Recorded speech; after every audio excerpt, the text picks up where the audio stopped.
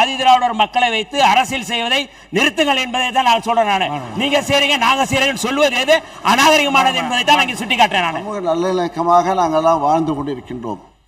ஆக அதுக்கு இப்போ ஒரு அமைச்சரான பிறகு அமைச்சர் வன்னியரசு அவர்கள் இப்போது வேற மாதிரியாக பேசுகிறார்கள். பேசட்டும். ஆக நாங்களாம் இணக்கமாக வாழ்ந்து கொண்டிருக்கிற சூழ்நிலையை கெடுக்க வேண்டாம். ஏன்னா இதெல்லாம் நாங்கள் உறுதி அளித்து தான் நாங்கள் அவருக்கு நாங்கள் தேர்தல் பணியாற்றினோம். வெற்றி பெற்று இந்த தினம் அமைச்சராக அவர் வங்கியிருக்கின்றார்.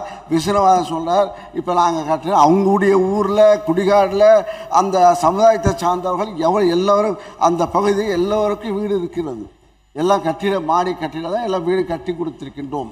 அவருக்கு தெரியாது ஊரை விட்டு போனாலும் வச்சு அது விஸ்வநாதன் குடிகாடில் எல்லா வீடுகளுக்கும் அங்கே ஒரு உதாரணம் சொல்கிறேன்.